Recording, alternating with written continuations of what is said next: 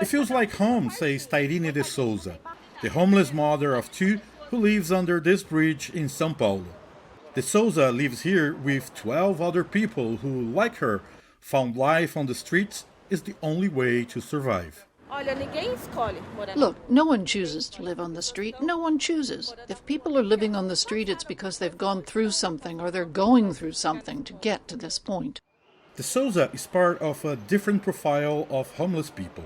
Until a decade ago, the homeless population of big cities was mostly made up of men with drug and alcohol problems.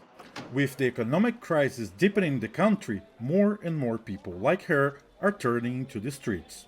Olha, aumentou quase que 100% a população em situação de rua. The homeless population has increased by more than 100%. With the pandemic, people lost their homes and the government did not provide housing assistance. With the recession and unemployment and inflation, the number of homeless people grew by a lot. Advocate Robson Mendonça knows it well. Once homeless, he has been distributing food to the poor in downtown São Paulo every day for more than 20 years. The last homeless population census was carried out in 2019 and counted almost 25,000 people living on the streets. But those figures are now way out of date, says Mendonça. 60,000 people are living in total vulnerability on the streets in São Paulo today. The increase in the homeless population in Brazil's largest city reflects the economic crisis that has befallen the country in the last decade. The coronavirus pandemic worsened a dire economic situation, one that is a key issue in the next presidential elections, set to be held next October. In 2018, Jair Bolsonaro was elected on promises of ending corruption.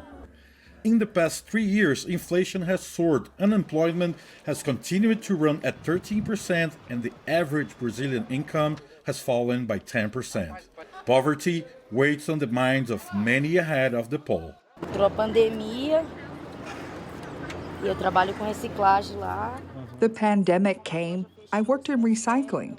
The stores closed. I couldn't work. Lidiane Silva, like millions of Brazilians, could not bear the crisis. Without a job and money, she came to the door of the São Paulo Cathedral, where she now makes her home. Isso coloca em xeque a própria democracia. Democracy is at risk with inequality of this size.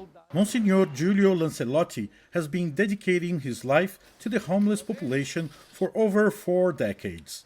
He has only seen the situation get worse and fears for the future. Nós temos que resistir. We have to resist in a fight we are losing, and we're going to lose more. More people will die, more people will go to live on the streets. It will increase, but we are not going to stop fighting. Lacking government assistance, many of the homeless now look for help from people like Father Julio, Robson Mendonça, and private charities. Their work among the poorest of the poor is only getting bigger. Ian Boechat for VOA News, São Paulo.